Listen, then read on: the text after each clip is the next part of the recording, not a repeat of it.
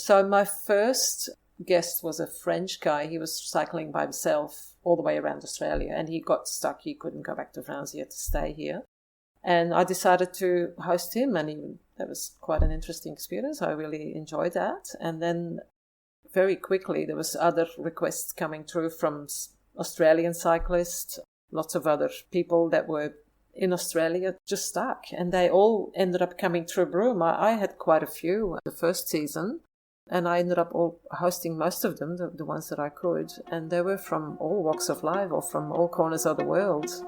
And it was just really interesting to hear their stories, and also good for me to keep myself inspired. Welcome to Seek Travel Ride, where we share the stories and experiences of people taking amazing adventures by bike. Whether it's crossing state borders, mountain ranges, countries or continents, we want to share that spirit of adventuring on two wheels with our listeners.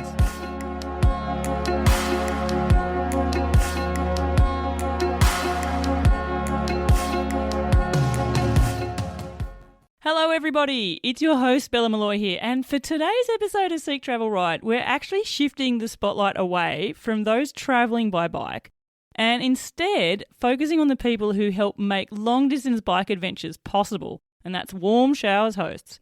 Today I'm joined by Martine Gijsbrechts, who lives in Broome, Western Australia, and she's opened her home up to loads of bike travellers from all over the world. Originally from Belgium, Martine may not be off on her own cycle tours, but I'm also pretty certain she's become a memorable part of many people's journeys, simply by offering them up a place to stay, a warm welcome, and a beautiful home-cooked meal. I'm keen to explore what it's like to be on the other side of the hosting experience, and what motivated Martine to become a host in the first place, and also the joy and maybe perhaps even some challenges that come along with it. Because for someone who has been hosting people from all corners of the world, I've no doubt that Martine has also learnt a lot from those who she has hosted. She's heard their adventure stories, and I want to know what impact does that have for her as well. Martine Gijsbrechts, a big warm welcome to the show. Thank you very much, Bella. Thanks for letting me be here. I'm super excited to have you on the show, Martine. Listeners of the show will know that I have been wanting to have someone like yourself on. You know, I've interviewed so many guests who have stayed at Warm Showers hosts. I've heard so many stories from their experiences, and it's great to be asking questions to the person on the other side of the hosting. But Martine, I have a heap of questions for you, but the question I start my show with, and I ask it of all my guests, is, Martine, do you remember the very first bike you ever rode? Yeah, I do actually, but only because I had to ask my mum. Because I knew because I've been listening to, of course, to most of your podcasts, and I kind of get the format now. Yeah, so it was just like a lot of other European kids, I guess. As a really young girl, I was probably 4 or 5 or 6 or something, and my mum reminded me it was a bright red one, a little bright red one with really fat tires. And I had that for many years, apparently. I must have been getting too big at one point and still, riding it. And then down the track, I got given, only because I was behaving, I got told, a Dutch upright black bike, the ones that you had to go backwards just to brake. So that was my bike for when I was a teenager. So yeah, I rode a bike all the way. I didn't get my driver's license until I was 24 or 25 or something. So I never even really had the desire to go and get a license. I just rode my bike everywhere. We didn't have a car at my home until much later. So we just went on our bikes everywhere we went, yeah.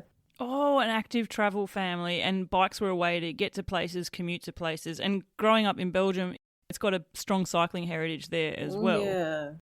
It's a country where getting around on bikes is the absolute norm. Absolutely. There's nothing special about my story. So that's just normal, yeah. So you just do everything on a bike. You go shopping. You've got bags and bags and shopping on your arms.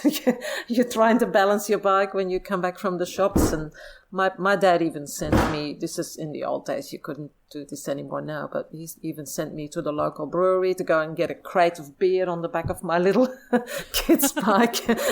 Yeah, so it was just normal. Yeah. It's just everything just happened on the bike.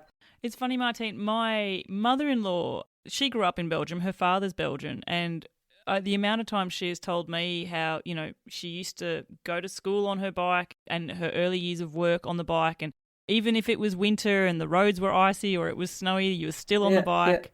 Yeah. And so I have that sort of perspective of riding and growing up in Belgium from her, and I'm hearing it from you there as well. I'm not sure if she ever bought her dad a carton of beer back from the brewery. I must ask her. That's a great story. Yes, yeah.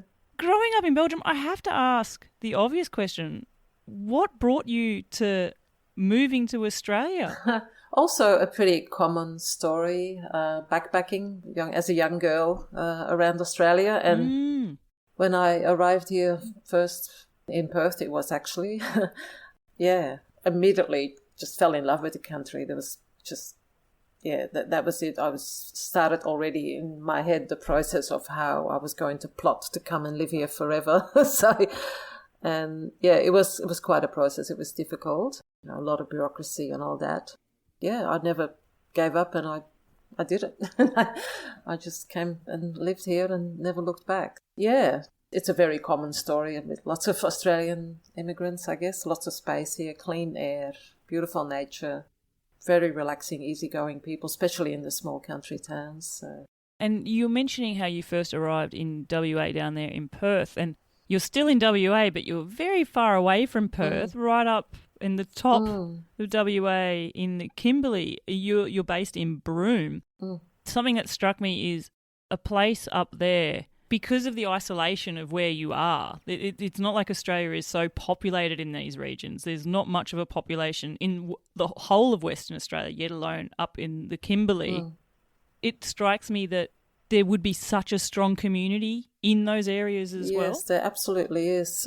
So we have people living in Broome from all over the world. For some reason, there's just everybody's here, like from Czechoslovakia, from Vietnam, from Belgium, from Germany, France, Holland, everywhere. So Americans, it's just a really very cosmopolitan. I think that's the right word to use for that explanation. I think, multicultural. Yeah, I sort of lost track what the population of Broome is now, but for a very long time it was only 18,000, which is quite smallish.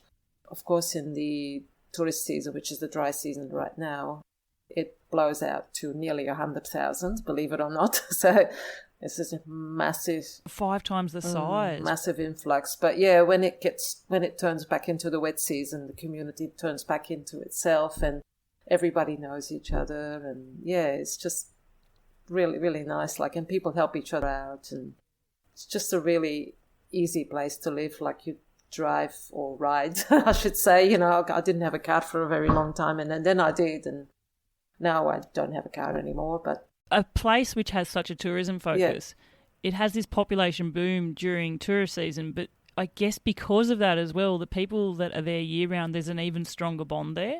I've experienced this before, Martine. I lived in the Snowy Mountains in Australia in a small town or small village near the town of Jindabyne. Oh, yeah.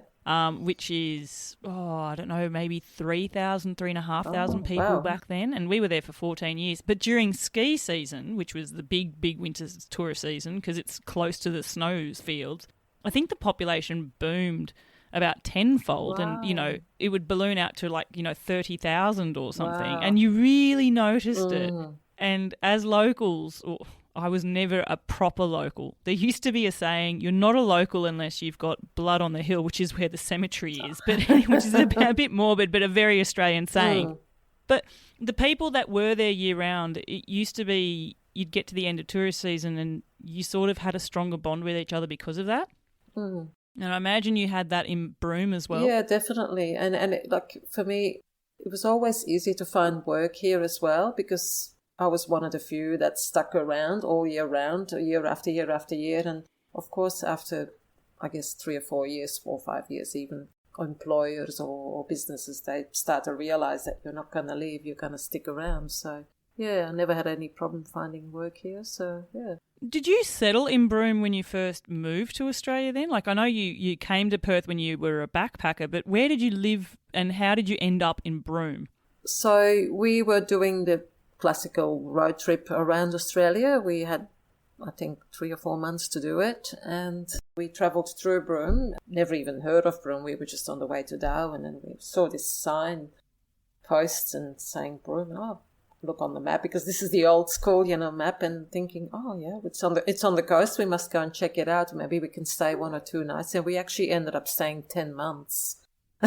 Oh, wow. Because it's one of those type of stories. Because immediately we got offered work, a house sit, everything. It was just like, oh, well, this place is pretty cool. Let's stay, So the opportunities were like, wow, yeah, this is pretty great. So we ended up spending the wet season here, which was quite a experience for somebody that never lived in the tropics before. So yeah, it was cool. I loved it. Yeah, it was really great. But then it was time to travel on and saw sort of pretty much most of the other northern part of Australia and Queensland and New South Wales.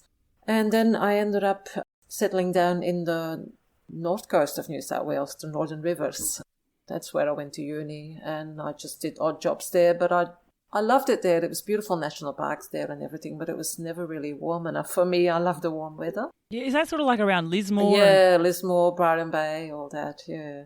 But there was no job opportunities there either. And I've always, in the back of my mind, it's just Broome was always there. I'm gonna be there one day. I'm gonna live there one day for good. And yeah, just a few years on, or I think it was only 15 months or so onward, I ended up going back to Broome and settled there for good. And haven't looked back ever since? Not really, no. Because it is a place that's, you do have 2 prominent seasons there. It's not it's your wet season, dry season. That's the type of environment we're talking about. And so the main tourist season would be in dry season, obviously, right? Yeah, in dry season, yeah. Do you look forward, do you enjoy those 2 aspects of the town? Obviously, it's the dry season which brings the economy and helps Broome as a town to exist, or a city to exist. But do you find yourself looking forward to wet season, or do you enjoy both aspects of it's really busy, the population's so big, or do you look forward to it being a smaller sort of place? Yeah, I do. I look forward to both aspects. I don't think I could handle it if the tourist season was something that would go on for 12 months, or even if it was more, even if it was 7 or 8 months. I don't think I could handle it because it's pretty full on. It's very, very, very busy, especially if you work in the tourism industry as well. So yeah, I don't think I could handle it.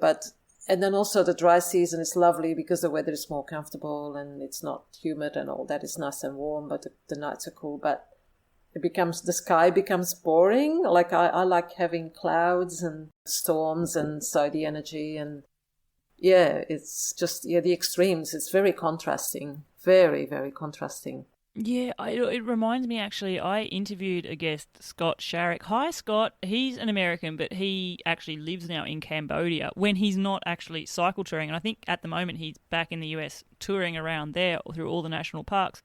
But I remember he always told me, and this was about Southeast Asia, that he actually advises people to go travelling in Southeast Asia during the wet season because all the rain happens predominantly in the afternoons in one big massive downpour, and the skies are eclectic, and the scenery around you has changed because of that as well. So I love what you're telling me about the skies there and the storms. And listeners, before we press record, Martine was telling me about walks on the beach, and I was saying, oh wow, you'd have some amazing sunsets there on the west as well. They would be magic. But something else you mentioned before a press record was that you find that the whole population of Broome sort of moves to the rhythm of the tides there as well? Big tides, yeah. So the big tides is something that's, very sort of, I can't think of the right word. It's a real Broome thing. We have the biggest tropical tides in the world.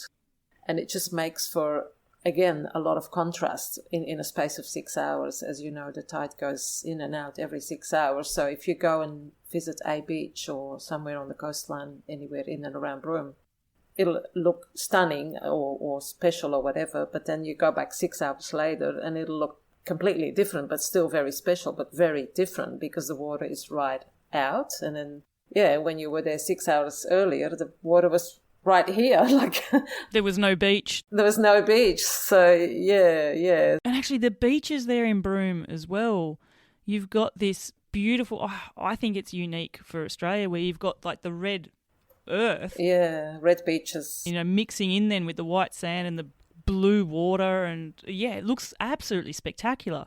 A lot of artists get inspired by it. It's pretty much home for me now, and it's pretty special. What does your family think? I mean, have you had family come over from Belgium to visit you there? Yeah, definitely. My mum has been over a couple of times, bless her. She's come all the way by herself twice. My brother has been here as well. Yeah, they've all come over to visit. Yeah, it's a very special place. And I guess this is why I work in tourism as well, because it's nice to be able to share it with the rest of the world, to show off a beautiful country. Yeah. Well, listeners, we're going to talk about bike travel very shortly. Yeah. I have to go there. I'm speaking to a tourism expert. If I'm new to Broome, other than coming and visiting you, what should I be seeking out there? Like, tell me about an experience that a typical person doesn't even know exists in Broome before they get there. Tell me a local spot. Oh, okay, like something that's not sort of, like, for example, a typical standard thing would be like a camel ride on Cable Beach, but that's just, you can do a camel ride anywhere. A typical thing to do in Broome, God, to think of one thing.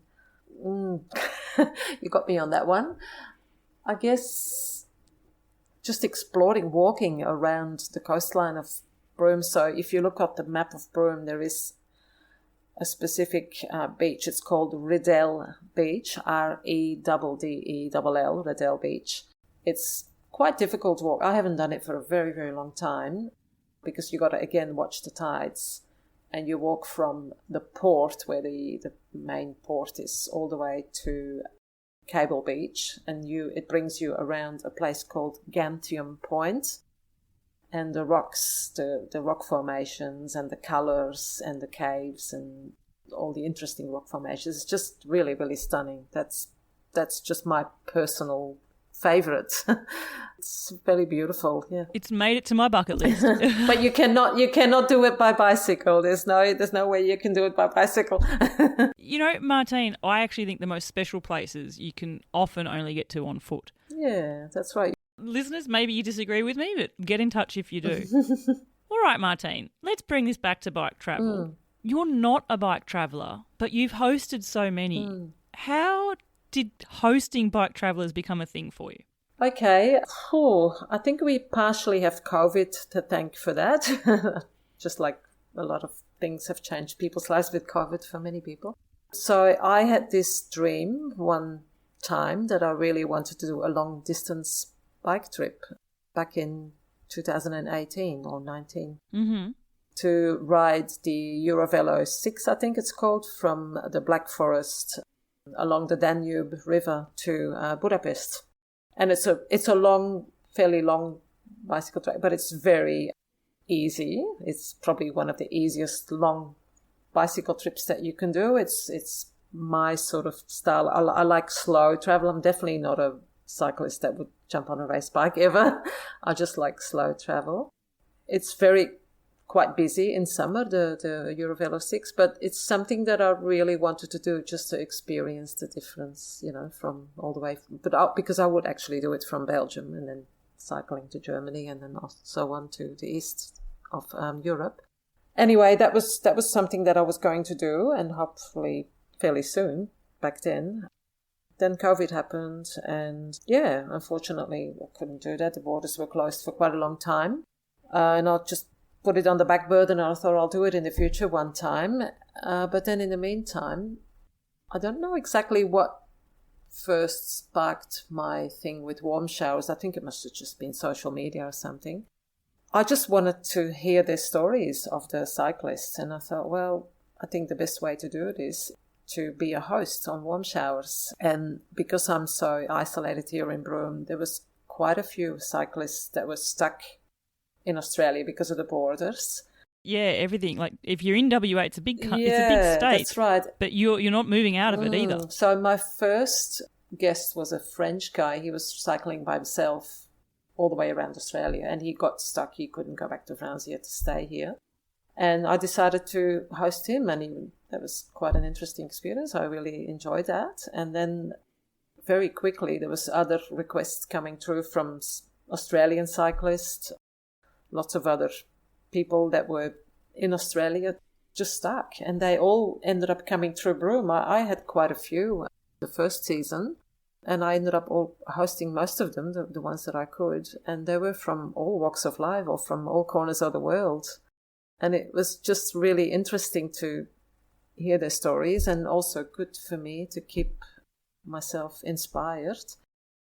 Yeah, I think it just kept me inspired, and the requests kept coming through, and I was just really, really enjoying it. It was very lovely to meet all these people with their amazing stories. One of the most amazing ones that I had was a Belgian couple, a young couple. They were only in their early 20s, and they cycled all the way from Belgium to New Zealand, and they were coming through in Australia and through Broome as well. And yeah, I couldn't believe it. I thought, wow, I didn't even know that was possible. It was amazing. And now listening to your podcast, I can hear that there's heaps of people that do this.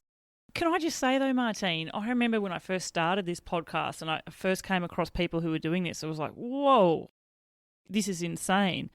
But I think this podcast normalises it and makes it sound like it's common. It's really actually not that common. Yes, I've shared their stories, but I joke here. I reckon it's like the 0.1% of the global population is doing something like this. It's not that common. It's pretty nuts. It's commendable and amazing. But I love the idea that you had this idea for your own bike tour on the Eurovelo 6, which, by the way, is it still something you want to do? Yeah, I definitely call myself a wannabe bike tourer now. Martine, I have to interview you when you do that. You do know that now, don't you? Well, I just don't want to be one of those people that is like forever talking about it, never going to do it. So my excuse or my way out was just not talk about it anymore and just surround myself with other cyclists and just enjoy that for the time being, because yeah, and keep the dream alive. Yeah, unfortunately, Bella, since then, and it's getting better now, but since then, just after COVID or when the borders started opening up again, I had a few minor health issues, nothing major, but just minor, which really sort of lost my confidence in doing such a big trip. So I guess I'm now just mentally trying to build it back up again, hopefully. Yeah. I really, really hope that things will line up for you to come over to this side of the world. Yeah, so I did a small bike trip this year, though. That was my very first one. It was a 3-night one, 4 days, 3 nights in Belgium with my brother on the border of Germany, Belgium, and then into Luxembourg. The Venbahn, have you ever heard of the Venbahn? I haven't, but I'm going to look into it now. Venbahn, Venbahn. It's, again, a very, very easy bicycle track. It's just an old railway line that's got transformed into just a bicycle route. Yeah, it goes from Aachen in Germany all the way through to Trois Vierges in Luxembourg. And I did that with my brother back in April, just last April, and it was great. What was it like to, you said was it 3 days, 4 nights, or 4 days, 3 nights? 3 nights, 4 days, yeah. It was really easy. And with your brother, what was it like to have a mini adventure together? It was great. I just borrowed my sister-in-law's bike, and my brother had his bike, and a mate of my brother dropped us off at the starting point in Aachen, and we just cycled down towards Luxembourg, and we just booked a couple of Airbnbs or bed and breakfast, I should say, along the way. Was there part of you that wanted to find a warm showers host? I tried to, but it didn't work out. Yeah, I did contact one warm showers, but I can't remember now what the reason was. But yeah, it didn't work out. It didn't happen. Yeah, and that's fine. It's it'll happen in the future if it's meant to be. So yeah.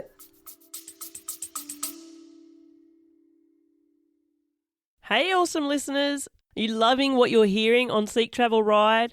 Do you want to keep the good vibes rolling? Then head over to our Buy Me a Coffee page and show your support for the podcast. Just a little virtual caffeine love can keep me brewing up the content which you adore. Click the link in the show notes, buy me a virtual coffee, and let's keep this podcast party going. Thanks, legends. Now back to the episode.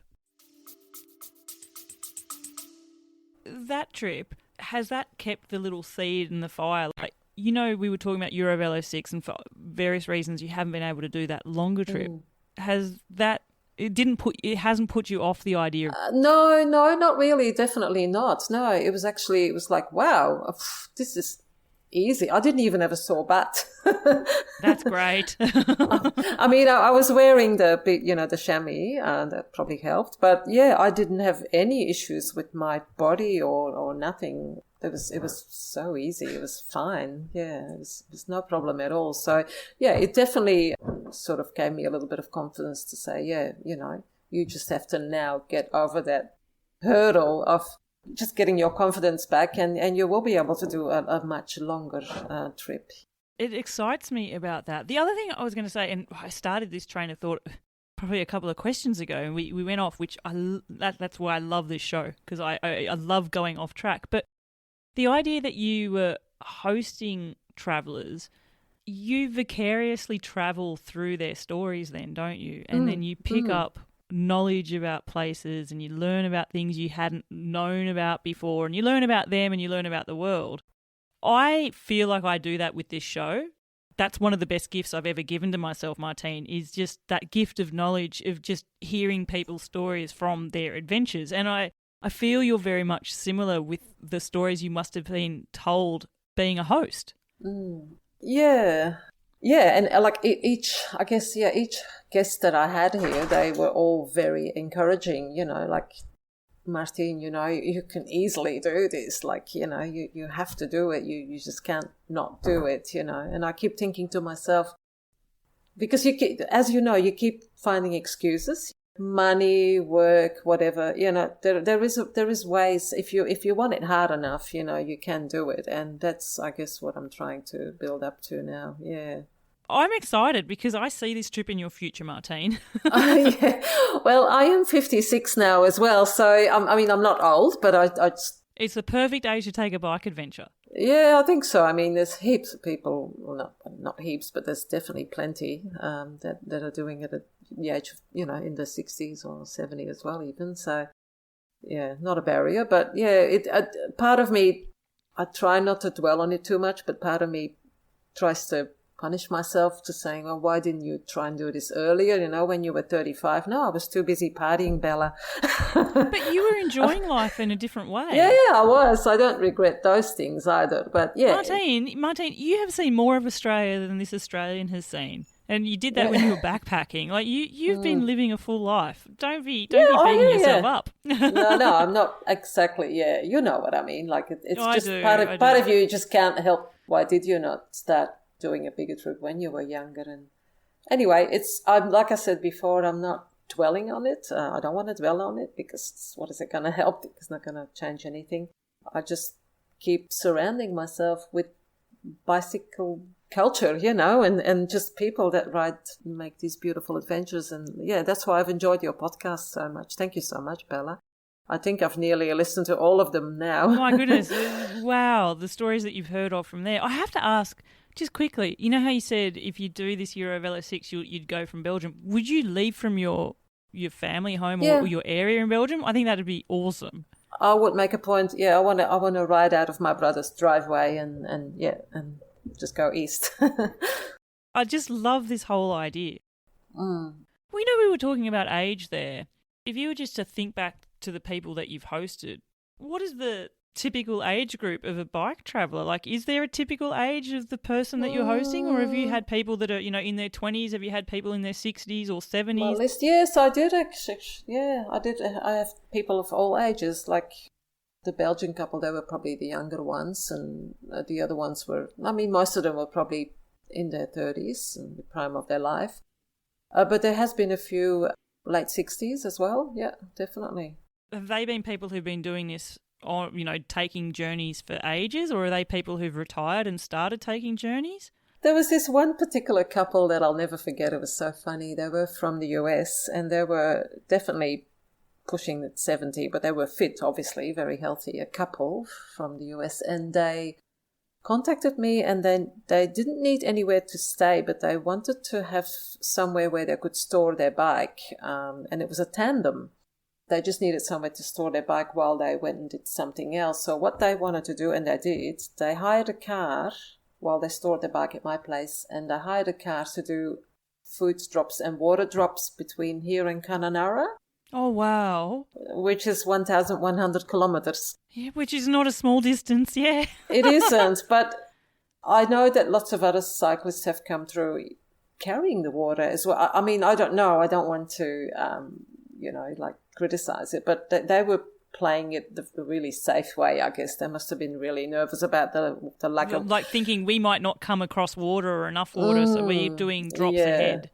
Yeah, and admittedly, it was the end of the dry season, so everything would have been pretty dry everywhere. So, yeah, they were gone for, I don't know how many days it was 4 or 5 days, and they did their water drops, and then they came back, and then they took off on their bike, so knowing where all their water drops were in the bush. That was quite funny. Yeah, so that was one of them. Yeah, another really interesting couple I had from Romania. What are their names again? Irina and Radu. Hi, Irina and Radu. They are very likely to listen to this one. Hello, Irina and Radu. Get in touch with me. I want to hear your story from you as well. I can flick you their details if you want to know their socials. Anyway, they're professional adventurers. That's how, I don't know how they must get heaps of sponsors, but they travel around the world in all kinds of ways. And when they were here with me, they each had what do they call those? Tricycles? The ones where you lay down? Recumbents. Oh, recumbents. Sorry. Yeah. Recumbents, yeah. And they had a solar panel on their roof. So they were electric bikes. No, sorry, I have to correct this here. Irina solar was charged. Solar charge, yeah. So Irina was the girl, and she was the one that was electric recumbent, and she was the one that was powered by solar. And Radu he had the normal pedal-powered, normal recumbent. And they were traveling all around Australia in that one. And they arrived here and stayed with me for a week and shared all their stories. And yeah. Oh, it must be incredible. Can I ask, is there a typical direction that people that are cycle touring come to Broome? Like, are people predominantly travelling, say, clockwise or anti-clockwise around Australia, or... It seems to be more from south to north. Must be the trade winds, I think, maybe predominantly southeasterly winds. Because if you look on the map of Broome, before you get to Broome, when you're at the Pilbara, Port Edland and Karratha, there's this big chunk of land that sticks out. So you actually have to travel east quite a bit as well. So I don't know how they handle that bit, because they will then encounter straight easterly winds, which are quite...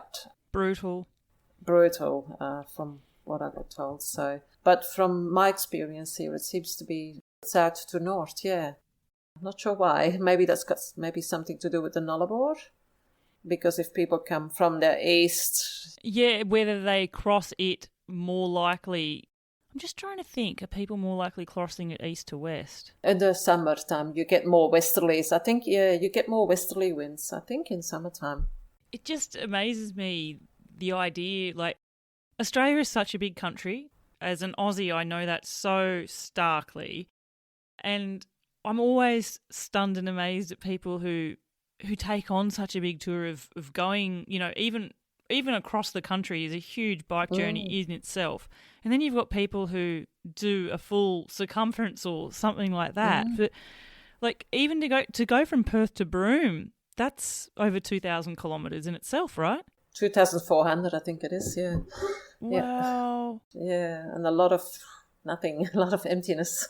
Yeah, although from what I've heard, Martine, there's a lot of nothing, but there's a lot of life in the nothing too once you're in it. A lot of people talk to me about that, especially if there's been rain around, and how, the desert areas just come to life. The wildflowers and whatever. And especially as the speed of the slow speed of a bicycle traveler. You really get to experience that, I guess, as opposed to with a car. Yeah. I know you've been a Warm Showers host for a number of years now, but have you noticed there's been an increase in bike travellers by any stretch, or? There was, and I think COVID is a bit deceiving because everything sort of went up and then down and then up again. Yeah. To be fair, I've only had I've only had one host this year, and the second one, it didn't work out. They found somewhere else to stay because, anyways, long story, I had my house painted, so they couldn't stay at those 3 days that it got done. That was very unfortunate. But yeah, I only had 2 requests come through this year, and we're already nearly August. So yeah, because wet season starts in just a couple of months. Yeah, really. It's only 3 months barely 3 months away. So definitely less than when I first started in 21, I think it was. It peaked 21, 22 and 23 as well. So it sort of peaked. But then last year there was, I think I had 2 or 3 maybe. Yeah. But yeah, the years before there was way more, yeah. Do you find that when people are arriving in Broome, because of the big distances they're travelling, are they requesting to stay like a few days at a time, or just an overnighter? Like, does that vary as well? As you probably know, well, I don't know if you know, but most requests or most people on Warm Showers, they're very humble and very non-demanding. They're just happy to take whatever. They don't ask much at all. So it's usually me, and especially if we get on really well, it's usually me saying, look, guys, you're more than welcome to stay as long as you like, because I know they're not going to stay forever anyway because they have to get moving for whatever reason. So I always, most of the time I end up saying, you can stay all week or whatever, and most of the time they do, yeah. Yeah, and then they discover Broome. I was just thinking, I wonder how many of them have done what you've done, where they've stayed a bit longer than they thought. And then, who knows, maybe in a few years' time you'll see them coming back to Broome like you did. Coming back? Yeah. That'd be amazing, wouldn't it? One other couple, James and Libby from Melbourne. Hi, James. Hi, Libby. I don't know if they're going to listen from Melbourne. G'day, guys. How's it going? Lovely couple. They were from Melbourne and they cycled again from south to north, and they got to Broome and stayed with me, and we got on really well. They were really lovely people. They cooked meals for me as well as the other way around. And I offered them for them to stay longer. They stayed longer. I think they ended up staying 4 or 5 days. And then they headed out, and then they decided to, when they got to the turn off of the highway where you go into Punalulu National Park, the Bungle Bungles. Oh, I've heard of the Bungle Bungles. Yeah, so they ended up stopping there, and they got offered a job in the Bungle Bungle Caravan Park. So they ended up staying there for a number of weeks, just working, yeah. And then they headed on, yeah. I think their YouTube is Gearing Down, I think it's called. Oh, I'm going to write that down. So Gearing Down, I'm going to check them out. Cool couple. I think they're sort of settled down now in Melbourne somewhere, but they were great, yeah. Can you remember the very first person you hosted? That was Lionel. How do you say Lionel in French? Lionel, yeah. Lionel, yeah. He was from France. He was the first one that ever came through, yeah. What was it like prepping for the first guest, like being a host for the first time? That's the other thing. That's the other reason I like it, Bella, because these sort of people, they're very easygoing. I don't feel like I have to, make the bedroom all really nice and roll up the towel and turn it into a flower or clean the house massively or, I don't have to do, I just have to my general clean and just make sure there's milk in the fridge, and, very basic, because they don't expect much, And if they end up staying longer, all I ask in return is that they maybe cook a meal for me, 2 nights in a row or something, I just don't expect anything in return. So. When you get a request come through, do you get really excited looking forward to who's coming over to stay? I do. I get excited, and I also get excited about, I tend to respond more to the requests. I don't know if this is wrong or not. If they come through and they explain a little bit more about themselves, a bit more, like they might have a Warm Shower profile, but they've only created a profile last week and there's not a lot of detail on it. So I have declined some of the requests, and I'm really sorry because sometimes maybe I was wrong. I was probably judgmental because I am a female living by myself. So that's a valid thing. And yeah, actually, if I don't feel right about it, I don't take it on. Yeah. it's your house and you're the host, so you have that's right. It's up to you to feel comfortable, because I actually put a question out on Instagram this morning knowing that I was going to be interviewing a Warm Showers host, and I asked people to send me through some of the questions. And hey, awesome Instagram fans and listeners of the show, can I just say our brains are aligned, because a lot of the questions you sent me through are ones that I wanted to ask Martine anyway. But someone did say, have you ever been afraid, or who's coming, or had a bad experience, or, those sort of things? And that sort of leans into that idea, is that there is a vulnerability as a host of hosting a complete and utter stranger. And how do you get over that barrier as well? Yeah, I think the best way is preventing, like I said, like if they communicate really well with me beforehand in advance, and I always make a point of communicating back elaborately as well, so that I kind of get to know them before they even get here. And if they are, you tell, you get a really good gut feeling, you sort of, it's a vibe. Do they pass the sniff test, as we would say? Yeah, exactly. That's right. Yeah. Oh, they have to pass Gertie's sniff test as well, which is my dog. Gertie is Martine's awesome golden retriever. Hello, Gertie. Actually, Martine, I recently interviewed Slauka, awesome bike adventurer who lives in Austria, and she's got a golden retriever as well called Henry. So I got to meet him during the recording as well. Lucky you. I did see her Instagram the other day. Yeah, it looks really cool. She's actually she's got a dog trailer for her bike now, and she takes Henry out on rides. Do you do the same? I do the same. Yeah. Because I don't have a car at all, so I only have my bike. This. Yeah. So Gertie has her dog trailer, and I take her to the dog park every afternoon. This is brilliant. It's dog packing. If I could somehow magic and manufacture a bike adventure, it would be for both you and Slauka and Gertie and Henry, to all four of you to meet, and you could cycle Eurovelo 6 together. Imagine that. Yeah, send Slauka over here and we can get something I'm started, sure I could tell her. You can tell she has her, to get Henry there as well, which I guess is it's a bit harder, but it could be done. Putting it out there, Slauka. I know you listen to the show as well. Back to the question though, like there is an element of you're the host and you have to feel comfortable with who you are hosting. And I guess that's a great tip for people who are bike travellers who are looking at Warm Showers hosts, is be more upfront about yourself and let your host know more about you. Like if you're a Warm Showers host, chances are is you're really interested and intrigued about people who bike travel, either because you're a bike traveller yourself or you want to be a bike traveller. So share your story a bit more as well. And that'll probably open a bit more requests and open doors for you too, right?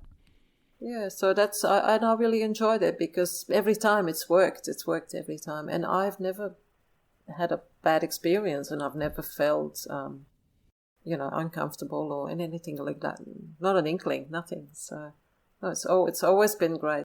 Yeah, I was talking about how I threw the question out to the community. Someone, Samer. Hi, Samer. Samer, you're amazing. Samer is currently riding through the heat in Saudi Arabia. He's riding through the night because it is so hot. And his journey, he's travelled all over the world, but his journey on this particular trip, Martine, started in Melbourne. So he's ridden all the way there, which is amazing. But he wanted to know, I love hearing the guest horror stories. So oh, okay. Have there been any horror stories, or have you heard horror stories from the people that you've hosted? Oh, I have not. I honestly can't say that I have. No, not a single one. That's not a bad thing, right? That's a good thing, yeah. And not, hopefully it will never happen, and I'm sure there is some weird experiences out there, but not by me, no. You know how we were talking about hosting people was like a way to bridge the gap for you to be, still connected to this idea of your own bike travel. Have you hosted people who've given you more ideas about other places you might want to go as well? Yes, actually. I think I've got the feeling that from the guests that I have that Turkey is supposed to be amazing, as well as Iran. So those two countries, not sure if I'm ever going to be able to get there, but you never know. I'm allowed to dream. But yeah, those two places really speak to my imagination. What about their stories about those two countries have really captivated you? Well, there was a few solo cyclists that came through here, female, so traveling solo, which I obviously can, relate to. They said they felt really, really safe in Iran, and that the people were just next level helpful and amazing. So that to me, as you know, Bella, being a female, the first thing that you always worry about is safety, I guess, traveling as not that I'm really paranoid or totally scared, but it is a fundamental. You can't avoid it. It's there, So yeah, if it's a exotic, faraway country where as a woman I would feel safe, yeah, that really appeals to me. Yeah, it's something that I've had many solo female travellers that I've interviewed on the show as guests tell me. Because of everyone's perceptions that it's extra scary and dangerous for women, that it's actually, that's a bit of a thing in our favour because people do look out for you even more. Yeah, a good point, Bella. I heard that in one of your past podcasts just the other day, that, yeah, it does work in your favour a lot of the times, yeah. Listeners, if you've ever done a long day on a bikepacking trip or a cycle tour and ended up sitting on the ground, in the grass or on a rock, well, you know the value of a good camp chair. I personally use the Helinox Chair Zero. I love it because it's super light, it packs down tiny, and honestly, it makes evenings at camp way more comfortable. Now, I don't have a discount code for you, but if you're thinking of picking a camp chair up, hit up my affiliate link, which you'll find in the show notes. That will help support me and this podcast out at no extra cost to you. Thanks so much, and now back to the episode. And then when we're talking about Turkey and Iran, countries where the majority of the Muslim countries and in Islamic countries, I've also heard that being a woman there opens you to the world of being able to have conversations and stuff that male cyclists wouldn't be able to have either. So, that's a pretty cool thing too. That is cool, yeah. Do you find that having hosted people, so, when you were talking about, I think it was the Romanian couple who and people who've travelled from, Europe to reach you, do you find listening to their stories, do you ever feel like you've been travelling with them? That you get to go on this pseudo-travelling adventure just hearing them recount their experiences?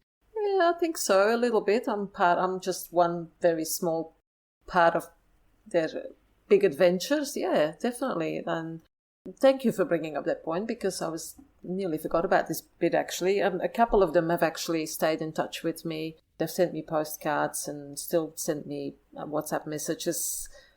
So, yeah, so they must have had a really nice experience and they still thank me to this day. What a wonderful stay we had at your place, and we really enjoyed your hospitality. And yeah, for the few there, that definitely left a little bit of an imprint, I guess. Yeah, but I think it's more to do with Broome as well, because Broome is so exotic, and I just happened to be in Broome, so.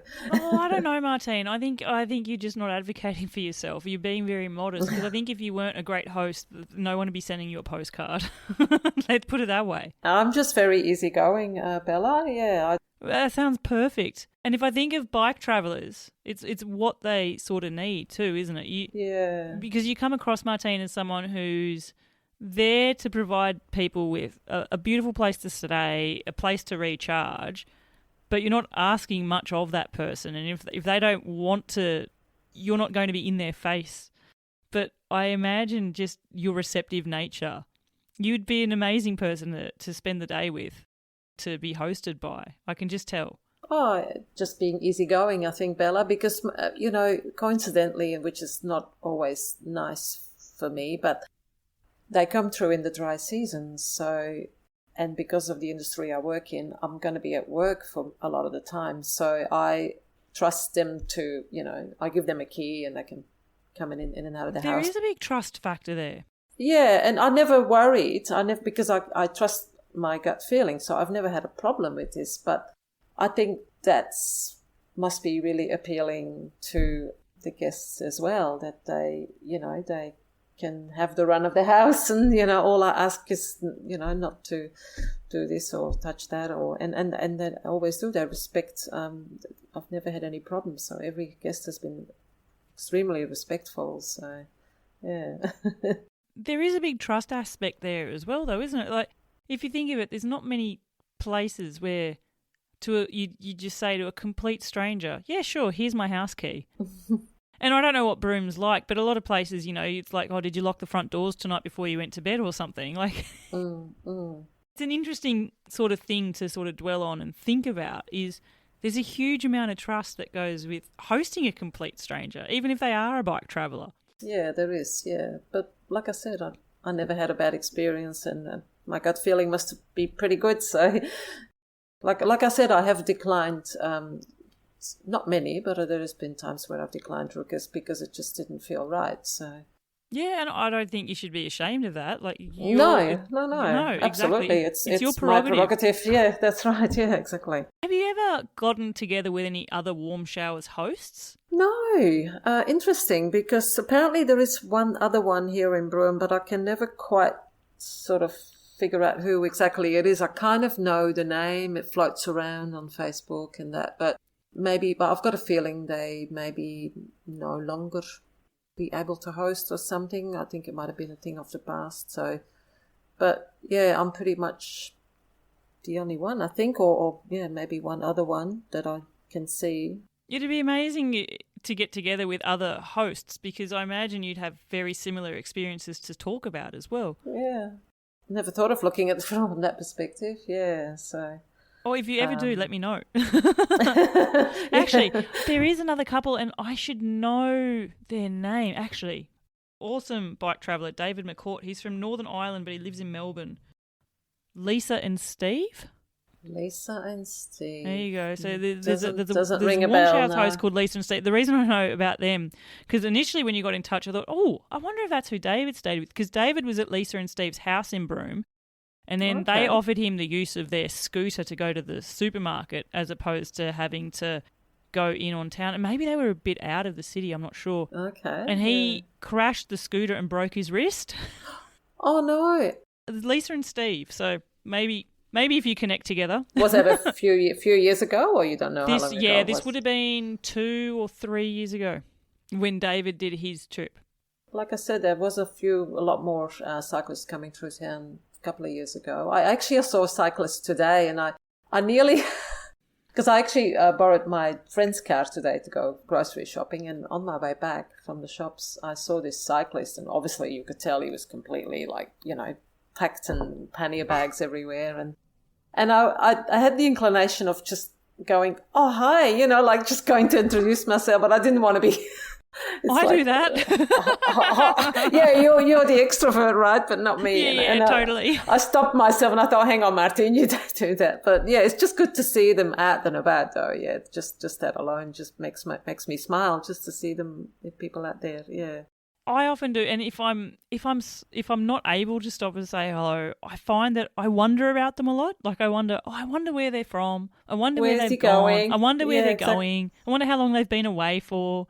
Yeah, me too. And then I find myself looking on social media and I'm going, oh, there's a cyclist on the Gibb River Road. I wonder if he's going east or west. If he's going west, I might maybe, Oh my God. You know what, Martine? There's going to be people who tune into this show who are currently making their way around Australia, and you're all of a sudden going to be like Miss Popularity there in Broome. You're going to be flooded and inundated with warm showers requests. Get them in, people, because Martine sounds like it would be awesome to be at your place. Do you have sort of like a typical routine of, say you've accepted that someone's going to stay, is there like a typical type of meal that you're going to cook them? Is there a typical sort of welcome you do? Is there something like that? Yeah, so no, not really, nothing ceremonial or anything, but I do typically cook the first meal of the night because I figured, they're tired. They just come all the way from, Port Edland or somewhere, I don't know. So I usually cook the first meal, and then I say, because like I said, when people come to Broome, especially on a bike, they all come from far away. So their last town was days or weeks away.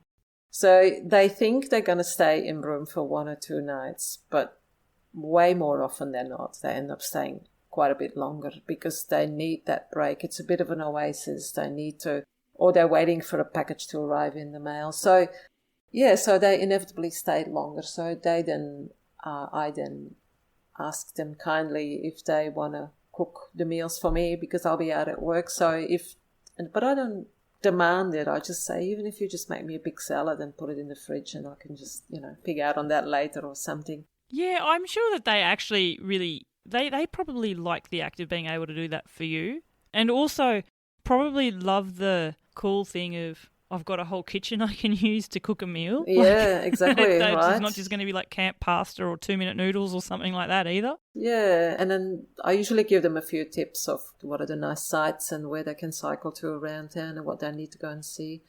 But they also like to hang around on my veranda. I've got a pretty nice sort of cool shady veranda at the front, and they just hang out. I'll just keep my dog company, please. Just give her some pats and I'm happy. I love it because Gertie's a therapy dog as well. We were talking about that before we press record. How awesome is this, listeners? Martine takes Gertie, you take her to the paediatric ward, I think you said, in the hospital? Yep, with my bike and on in the trailer. I love it. I feel calm just even thinking about it. Yeah, so I put her in the trailer and I just pull her along on the bike and we just go up to the hospital and park the bike and lock it up, and the security guard knows me. He keeps an eye on it while I go inside, and we just do the rounds of all the wards and just say hello and brighten up the day of the staff and the patients alike. Yeah, it's very rewarding. I love it. I want to come and visit, and then I want to go with Gertie to the paediatric ward and see her there as well. I think this is going to have to come to Broome. That's a long bike ride. It is a long bike ride. My husband's actually got a dream of like getting a yacht with the purpose of actually discovering the Kimberley from the water. Ooh, wow. If we ever do that, Martine, we'll have to let you know. We'll have to stop in at Broome, and then maybe you can have a few days with us on the yacht. Oh, that'd be cool. Yeah, I can just go to Darwin or something and fly back from something. Yeah, there we go. Have to figure out how Gertie can come along as well. Yeah, that's right, yeah. You know how we were talking before about how you've learnt about places like Turkey and Iran through your people that you've hosted? There's a big element where you do learn a lot from guests, and there's themes that come across from people sharing their stories of similar sort of themes. What are some of the bigger learnings that you've taken away from people that you've hosted who've had these type of travel journeys, who've discovered places on a bicycle? I think the impression that I'm starting to get now is, because we all, or me, worry or think about all the time about the physical aspect and how difficult this will be, and how will I be able to be on the bike and pedal for that far and so long and sit in the saddle for that long. But it's actually the mental capacity is way more the important thing. The mental strength that you need seems to be across the board with all my guests that I talk about. Yeah, I seem to think you need to be able to build up that physical ability to be able to conquer, to overcome the doubts and the day-by-day difficulties that you will inevitably encounter. Just trust that there's going to be solutions there. So whether it be weather or mechanical issues or encountering bad people or whatever. Oh, and the other thing is dogs. That's my biggest fear, dogs. And that's what everybody seems to talk about, dogs. And even I'm a dog person. I love dogs. But obviously the dogs that you encounter in the fields of Turkey or wherever, or Bulgaria or Greece or somewhere. Yeah. Yeah, they're herding dogs or they're guarding dogs, and oh my God. Yeah, that really makes me very nervous. Yeah, their job is to be a guard dog. They're security for like the sheep. Or maybe they're just strays, but they seem to be the ones that cause a little bit more of a problem. And it does seem to be, I'm a dog lover as well, but it's definitely something that concerns me. Would give me pause to go to certain areas, even though I've interviewed people. And I think the other thing is there's not one strategy that seems to definitely always work. The biggest tip I've been given is if a pack of dogs or something is coming at you and they're not nice looking for a pat, or they're not coming up to lick you to death, let's say. Not like Cody, yeah. Best thing to do is to stop and actually get off the bike and put the bike in between you and the dogs. But then I've had cases where people have been chased by, 10 or 11 dogs in a pack, and there's no way you're getting off the bike. No. Ugh. Yeah, those seem to be the biggest hurdles for people is the general mental capacity to deal with the everyday little problems or big problems that you may have, learning as you go. And I guess you do mentally get stronger, I think, right? I'm not sure, but as you go on, you show that you can do it. Yeah, but dogs is not something that you kind of you can't really get used to them or like magically make them disappear or something. So it's just something that you have to deal with, and hopefully not with a bad outcome. So the other thing you were mentioning was about the idea that there's the mental aspect, but also that you'll find solutions to things. That is something I've learnt through people sharing their stories of their travels here, is like you're definitely going to encounter problems. Things aren't going to run seamlessly, but you'll also have solutions. And the other thing is also, and this is probably more a question to you or the general listeners, is the fact that as a solo female traveler, like I would be quite happy to do a trip by myself, but it is obviously easier if you have somebody else. When something happens, you can sort of help each other out, whatever, and you can support each other when one has a bad day and the other one doesn't. But yeah, to find that balance of, deciding what really is better, to go by yourself or, with somebody else. I would love to go with my brother. He's amazing company. Yeah, he would be amazing to do any type of, but he's not as passionate or as, I don't think he would do a longer one, but you never know. You don't think he'd join you on Eurovelo 6 down the road? I just have to twist his arm a bit more, maybe. I don't know.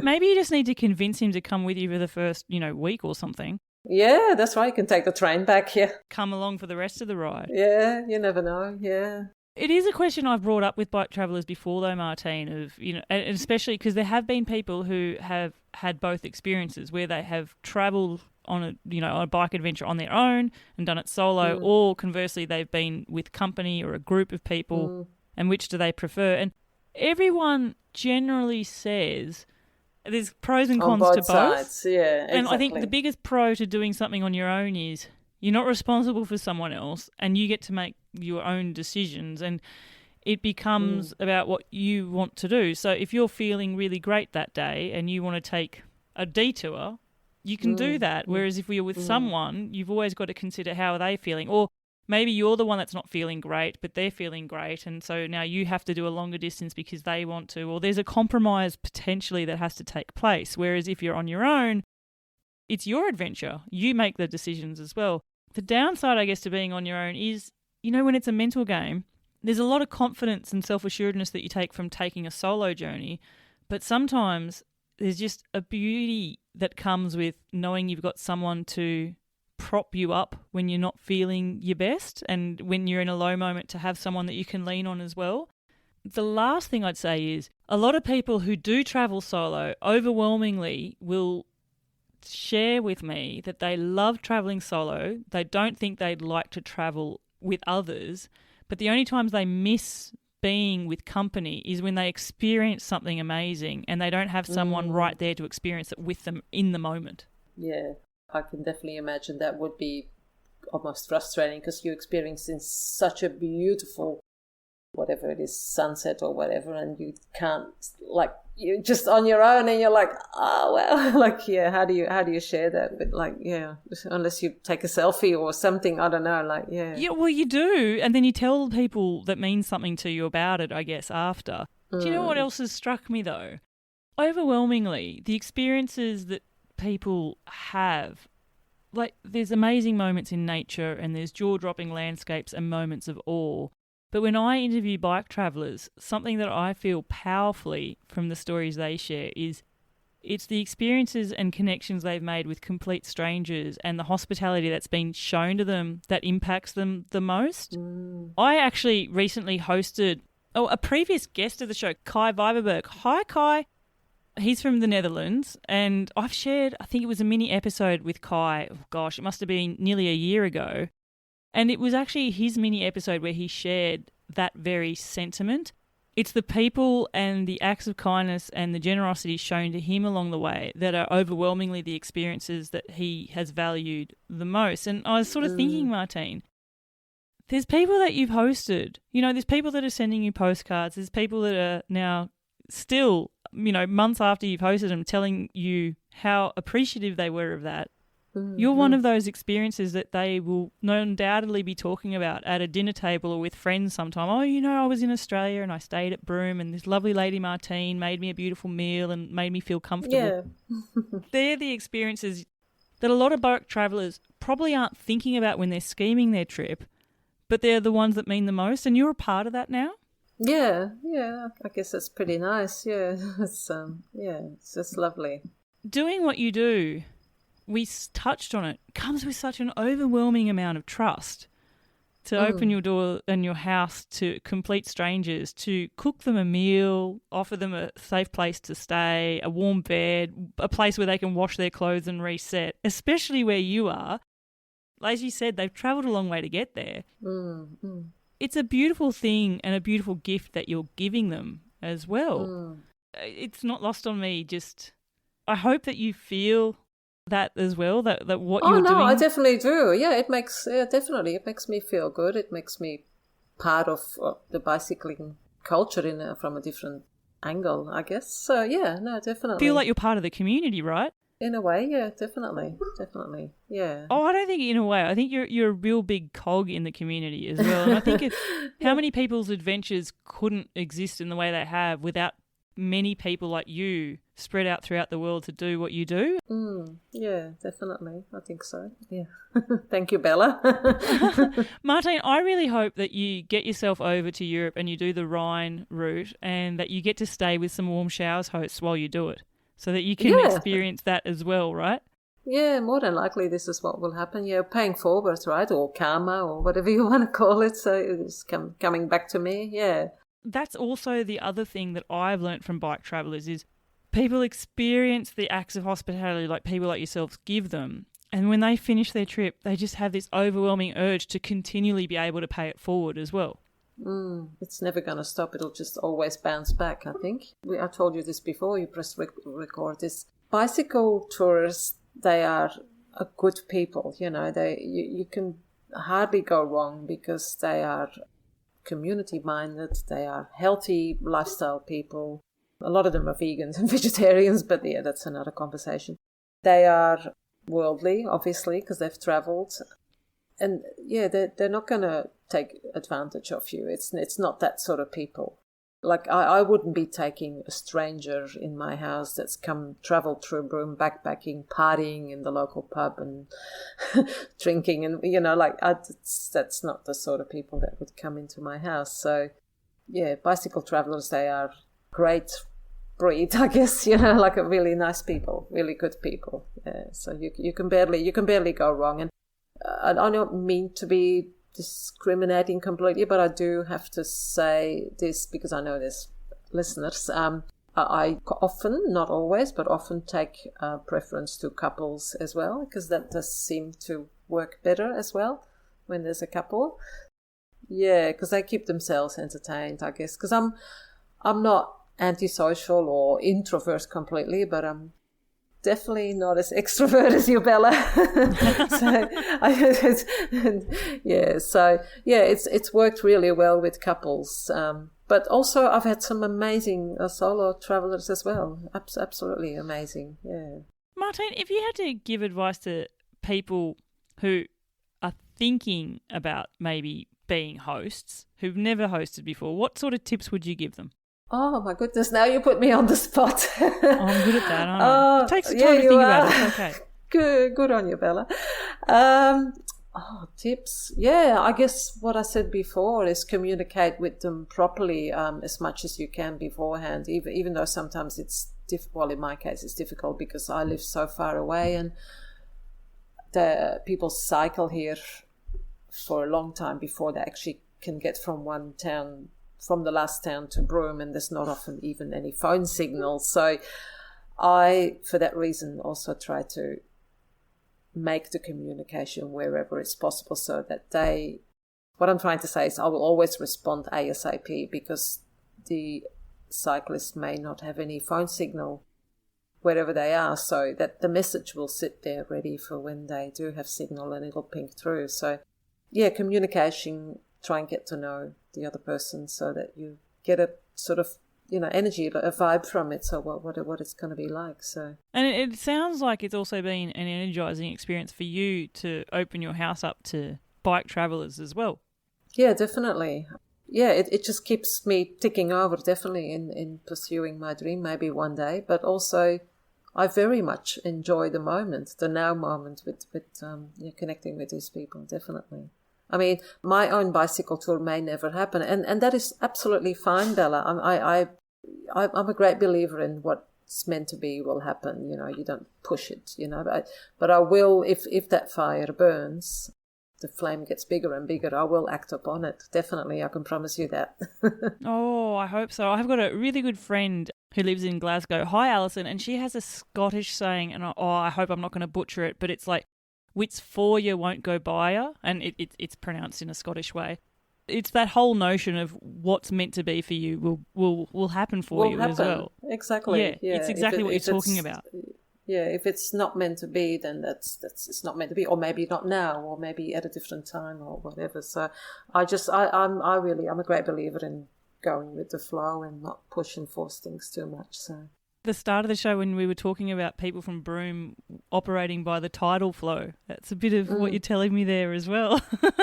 Yeah, you just go with it, the tide comes in and the tide goes out, and you can't push these things. It just can't go against the grain because things will go wrong. You've got to lean, when it's the right time to lean, and get up again when it's go with the rhythm. That's right, yeah. Well, speaking of rhythm, Martine, I have to wrap the show up, and I always hate it because people like you I feel I could chat to forever. And maybe I do just need to get myself to Broome one day. Yeah. Conversely, you can come to my side of the world as well. Always welcome. Who knows? I'm more than happy to cook you a meal. Lovely, yeah. But as a guest of the show now, you get to put a song onto the Seek Travel Ride music I didn't think of that one. Oh, yeah. So, that's all right. It can be the very first song that you think about. What song would you choose to represent you? Oh, my goodness. Oh, it's got nothing to do with cycling at all, but it's just the first song that comes to mind when I feel like really happy, like get up and just like absolutely wow, is Groove is in the Heart by Delight. Oh my gosh, yes! Oh, I love that this is on the playlist now. It's such a party song. How can you sit still with that one? You can't. I love that's that the one. song. Yeah, so that's my contribution. I think that was a one-hit wonder as well. I think so too. Yeah, I never heard from them again. And that also shows my age too. So yeah. Oh, I love it. So I'm so happy that it's on there. Can you tell how excited I am, listeners? All right. Well, you are down. Grooves in the Heart, and it's by Delight, isn't it? Delight? I don't know how it's pronounced. I'll find it. It'll be there. And listeners, if you want to listen to it on the Seek Travel Ride playlist, you can find the playlist. It's linked in the podcast show notes, and it's available on Spotify and Apple Music. Last two questions for you. And they're always bike-related. So this will be an interesting one. The first one is you're given a choice one day, Martine. You can turn left and you'll have to pedal down a road that is really corrugated. It's washboard. It's super bumpy. Think of it as like the bumpiest four-wheel drive trail you can think of. Maybe you're on the Gibb River Road. Or you can turn right and you're going to go straight into those really strong headwinds. Which one are you going to pick? Oh, my God, Bella, you picked the worst of the two. Yeah. Why couldn't you give me the uphill? You tricked me. Everyone picks the uphill, that's why. Yeah, that's right. Okay, fair enough. So, yeah, I know corrugation really well because we have a lot of it up here. And to make an informative decision on that side, I definitely won't be picking corrugation. So I'm just going to have to go with the headwind. With the headwind, and hopefully, as long as I don't go backwards. Yeah, exactly. If you go backwards, we just enjoy the view in a different way. I do love what you said there, because I would pick the headwind. And I hate a headwind, but I feel anyone who has truly ever travelled on a really bad corrugated road for any amount of time is always going to choose a headwind over a corrugation. I'm sure there's people who are struggling through a Patagonian headwind right now, though, Martine, who are saying, "Oh, no, hang on now." She doesn't know what she's talking about. Yeah. And I don't. I nearly think I need to change the questions again, and I need to say, would you choose to go uphill in a block headwind or on a flat corrugated road with a tailwind? Because I think it was Al Humphreys who said, could you imagine anything worse than having a great tailwind, which we never really get as we're pedalling, but being on like a really corrugated road so you could never take advantage of it? What would be worse? Oh my goodness. Maybe I'll change it up, listeners. All right, Martine, it's the last question that I have for you. I'm going to change it up a little bit again, and I'm going to ask you to finish this sentence for me. The best thing about hosting bike adventurers is? To keep the fire burning, so to speak, to never lose that spirit. It's a two-way street, right? It's to keep myself inspired, but also to give back and to support the cycling community. I think it's amazing what people do out there. It's fantastic, especially the slow travelers that really take every inch in and every flower they smell and every beautiful tree they see. Yeah, to just keep supporting that. And also, I completely forgot to mention this also, because cycling is healthy and great for the environment, right? I mean, all these cars, it's not a good thing. No, you would see so many of them there in Broome as well. It'll be big four-wheel drives and caravans. Yeah, in Broome, I mean, Broome has, by the way, now we're probably going off topic here, but Broome has become a little bit more cycling friendly than when I first got here years ago. We never used to have cycle paths. We have them now. Broome is all flat as well, so which is really great. But it's just so much easier to get around on the bike. And people, I mean, I listen to other podcasts about cycling as well. And in the suburban area, people travel by car for distances less than 5 or 4 kilometers. I mean, so many more people could just cycle to work or cycle to wherever. Like, it's just so much easier.